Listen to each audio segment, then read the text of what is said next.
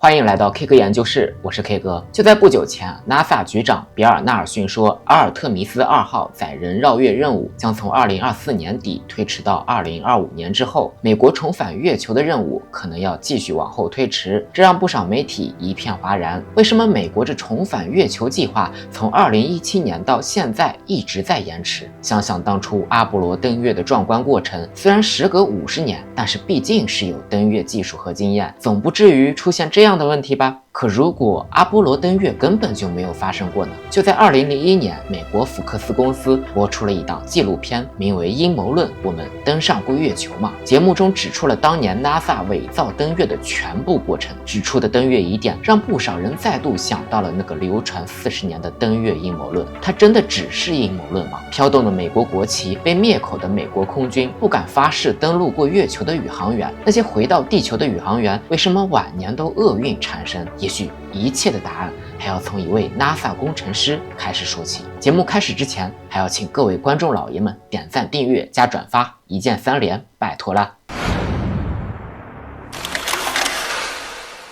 时间回到1969年7月16日，此时许多美国人聚集在佛罗里达州的甘乃迪太空中心，看着阿波罗11号升空，将尼尔·阿姆斯壮、巴兹·奥尔德林、麦克·柯林斯3名太空人送上太空。3天后，阿波罗11号进入绕月轨道，阿姆斯壮和奥尔德林进入登月舱，成功着陆在月球近海。透过电视转播，全球6.5亿人见证了人类首次踏上月球表面，插上美国国旗。然而就在这举国欢庆的时刻，一位叫比尔·凯辛的中年人眼中充满了疑惑。他曾替阿波罗任务制造主推进装置的洛克达因公司工作了7年，是这家公司的前工程师。他根本没办法相信现在的科技已经有能力将人类送上月球，并且成功返回，也无法相信电视上转播的一切，因为一段模糊不清的影片，几张模糊不清的照片根本无法证明阿波罗11号曾经登陆过月球。而且在众目睽睽之下，为什么美国目睹阿波罗11号升空，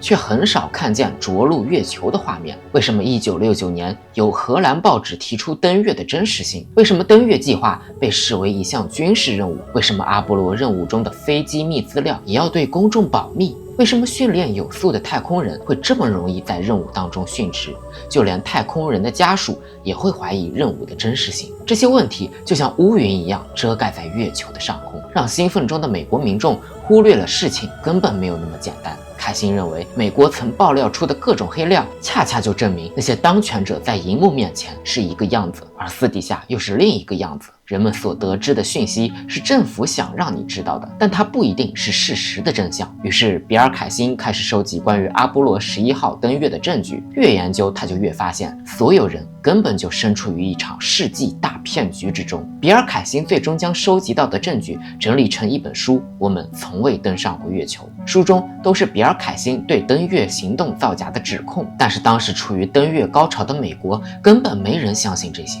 于是这本书也就被很多出版商拒绝出版。后来1976年，比尔·凯辛自费出版了这本书，才有了现在我们知道的登月疑点。比方说，为何月球上看不到其他星星？为什么许多照片的光影看起来都不是自然环境下的光源？为什么真空环境下的美国国旗还能迎风飘动？等等等等。直到2001年2月，美国福克斯公司推出纪录片《阴谋论：我们登上过月球吗》，分析了当年 NASA 伪造登月的事件是为了赢得与苏联的太空竞赛。而在这档节目中，比尔·凯辛被邀请到现场谈论自己的想法。一开始，所有人只把他当笑话看，只是为了吸引收视率的噱头。但是随着比尔·凯辛提出登月计划中那些无法解释的疑问后，不论是在场的人还是收看节目的观众都傻眼了。在这之前，大家觉得关于登月造假的说法只是流传于坊间的酒桌谈资，但现在由美国第4大公共电视台福克斯的品牌背书，疑点通过专题节目往台面上这么一摆，一时之间淳朴善良的普通民众也都蒙圈了。节目播出后不久，福克斯电视台展开的一项调查显示，有将近20%的美国民众对登月的真实性持怀疑态度，5%的人已经认定登月就是假的。这档节目在当时引起的轰动，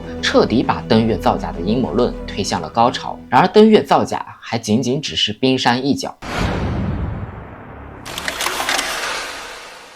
阿波罗11号只是在国人面前上演的登月大戏，而 NASA 早就发现月球并没有人类想象的那么简单。时间来到2018年，一位名叫卡尔·沃尔夫的74岁美国前空军中士在纽约新兰正骑着一辆自行车回家，突然一辆卡车从他身后快速出现，直接撞到了他，随后扬长而去。没过多久，他就被送往了尤卡加医疗中心抢救。遗憾的是，卡尔因为受伤严重，最终离开了人世。这个消息瞬间引爆了网络，大家都怀疑这不是一起普通的交通事故，而是被人故意灭口。因为卡尔生前曾前往弗尼吉亚州兰利空军基地，为战术空军司令部工作，帮助修理月球轨道飞行器的图像处理设备。而就在他来到战术空军司令部检查飞行器的图像设备时，一张奇怪的月球照片曾出现在他的眼前。这是一张由月球轨道器1号多次拍摄合成的。照片上的月球背面似乎能看到大量的几何形状的建筑物，有非常高的塔楼、球形建筑物，还有看起来像雷达盘一样的东西，并且月球背面拍到的这种建筑物虽然不多，却非常密集。这让他震惊的同时也非常困惑，究竟是谁在月球背面建造了大量的建筑？难道真的有外星人吗？而和他一起工作的一名飞行员就告诉他，这些照片都是需要经过2次处理，也就是打上马赛克。如果照片上那些无法解释的东西太多，直接废弃就好。这也是为什么我们现在能看到 NASA 公开的一些照片上是有个别马赛克的。就比方说之前那个太阳附近拍到不明飞行物的照片也是有马赛克，那些马赛克背后或许就是无法解释也不能让普罗大众知道的东西。这让卡尔的内心充满了震撼。要知道，月球轨道1号是1966年发射到月球上空的，难道 NASA 一直都知道且一直在拍摄观察这些外星建筑吗？于是一个可怕的猜想出现在他的心中，有没有可能正是因为知道月球真相，所以1969年阿波罗11号并没有登上月球？那个流传了40年的登月阴谋论并非凭空捏造呢？离开空军基地后的卡尔就将自己的发现爆料了出来，而这也为他后来的死亡埋下了祸根。这份爆料在当时再次点燃了人们对阿波罗登月的质疑，由于质疑的声音太过强烈，以至于美国政府曾建议 NASA 向民众出具一份关于阿波罗登月的答疑材料，但时至今日 NASA 官方也从来没有公开正面回应过关于登月造假的质疑，而这又让很多人进一步认定里面一定有猫腻。一边是美国政府和 NASA， 一边是美国媒体和民科，到底是哪边在说谎呢？为了探究真相，电影工作者巴特西贝尔曾找到机会堵在参与阿波罗11号任务的巴兹奥尔德林面前，拿着圣经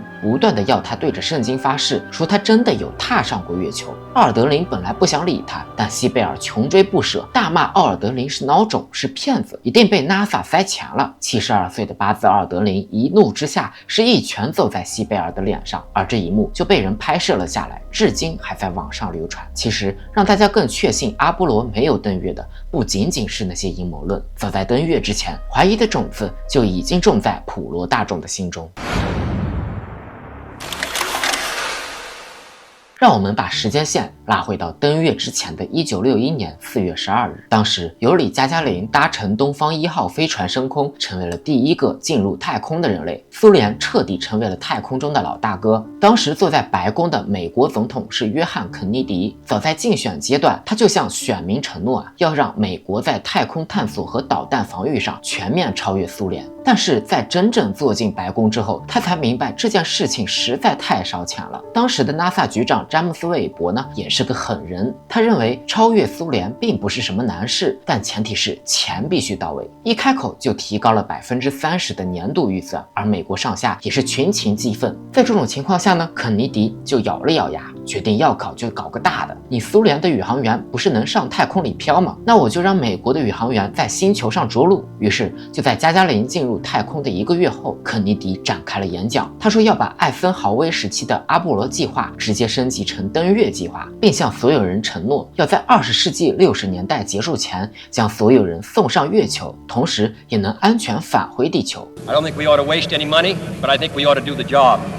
And this will be done in the decade of the 60s. And I am delighted that this university is playing a part in putting a man on the moon as part of a great national effort of the United States of America. 这就是他著名的演讲，我们选择登月。虽然听起来令人激动，但是理想很饱满，现实很骨感。这简直就是诗和远方的终极体现。因为闭着眼睛都能想到这指定是要把纳税人的钱烧干净才能飞上月球。而詹姆斯·韦伯也曾保守估计，这个项目至少要花220亿美元，换算到现在，这就相当于2500亿美元了。所以据当时的民意调查，58%的美国人都反对阿波罗计划，除了钱就是时间问题。因为在这之前，美国才刚把宇航员埃伦·谢泼德送上太空，转眼就要登月，步子迈得太大了。所以这个时候登月造假就埋下了种子，因为大家认为这事太不现实，而且肯尼迪只是一个政客，不是什么梦想家。无论你的演讲说的有多天花乱坠，在资本控制的美国环境下，总统所有决定都要极其务实。所以后来肯尼迪被刺杀，很多人认为的一个原因就是有人要阻止他花钱在劳民伤财的登月上。现在我们都知道登月计划成功了，但说到这里我们就要思考一个问题，如果阿波罗11号登月造假，那这220亿美元花到哪里去了呢？就在阿波罗11号成功登月后不久，好莱坞就那么恰好的拍了一部名叫《摩羯星1号》的电影，暗示了答案。这个电影的故事讲的就是美国宇航局的某位领导为了骗取国会的预算，找人拍了一系列登陆火星的伪证，而为了保守秘密，还不惜杀人灭口。这部电影如今看来，其实就是在暗示 NASA 登月造假的骚操作。再加上我们前面的主人公比尔·凯辛也在当时爆料他的发现，所以人们怀疑登月造假不是因为一个人说了什么，而是这些林林总总的叠加，让处在登月高潮情绪中的普罗大众逐渐冷静了下来。而那些所谓回到地球的宇航员，为什么晚年大多都厄运缠身？为了彻底揭开这些宇航员身上发生了什么，一位美国记者耗时3年，探访当年登月后至今幸存的9名宇航员，才最终让世人看清了真相。就在2005年，一位叫安德鲁·史密斯的英国记者发表了一部名叫《月亮之城：登月档案解密》的书，书中记录了他穿越美国，寻找当年登月后仍然幸存的美国宇航员。他发现那些成功登月的12名宇航员在回到地球以后的命运出乎很多人的意料。首先是回到地球的阿姆斯特朗，不仅拒绝采访，躲避人群，甚至很快从 NASA 辞职，回到了家乡俄亥俄州的辛辛那提大学教书。有人说阿姆斯特朗是在月球上看到了不该看到的东西，导致他价值观崩塌，并患上了抑郁症。也有人说登月之后，阿姆斯特朗用了40年的时间努力回到地球。而巴兹·奥尔德林则开始写自传，其中就回忆了当时的心态。他说30多岁的时候，仿佛就完成了自己人生全部的使命，接下来根本不知道该干什么了。于是巴兹·奥尔德林开始酗酒，然后和自己的妻子离婚，然后再结婚，1年之后再次离婚，之后继续酗酒。从空军退役后，他因为没有人生目标，甚至一度靠推销汽车谋生。阿波罗14号宇航员埃德加·米切尔在登月后就创办了抽象科学研究所，致力于心灵研究、遥感治病、念力控制等等偏门课题。简而言之，他从宇航员居然转型成了气功大师。阿波罗12号宇航员艾伦·比恩呢，成了一名画家，但他的画永远只有一个主题，用油彩描绘灰暗的月球表面的场景。阿波罗16号宇航员查尔斯·杜克则开始严重酗酒，并且经常虐待自己的孩子。由于 NASA 后来执行的挑战者号航天飞机失事，导致7名年轻的宇航员在这场事故中丧生。于是和杜克一起回到地球的宇航员约翰·杨成为了对 NASA 最激烈的抨击者，在悲愤中离开了他热爱的事业。而现在他已经74岁了。除了他之外，阿波罗12号送上月球的皮特·康拉德于1999年死于一场交通事故。被阿波罗14号送上月球的埃伦·谢泼德后来患上了白血病，于1998年不治身亡。至于阿波罗15号的3位宇航员大卫·斯科特、詹姆斯·欧文和阿尔弗雷德·沃登则深陷邮票丑闻，因为他们在执行阿波罗15号任务前，一个德国邮票商人找到他们，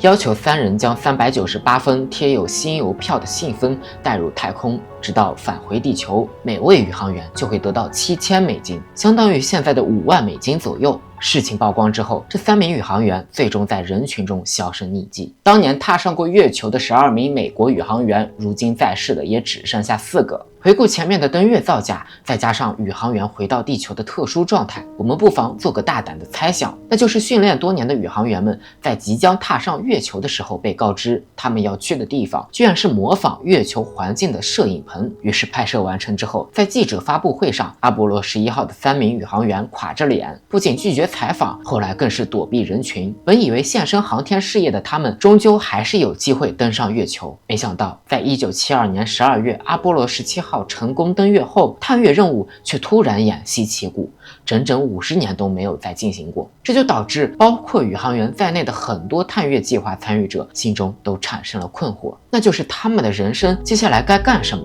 迷茫、未知，以及对曾经投入航天事业产生质疑的他们，有人因为饱受病痛的折磨不幸去世，有人则承受着精神上的痛苦。当然了，这个结论虽然只是猜想，但那些为航天事业献身的宇航员在他们的后半生中确实相当不幸。所以你认为当年的登月真相究竟是什么呢？欢迎在评论区留下你的看法。好了，今天的节目到这里就结束了，我是 K 哥，我们下期再见。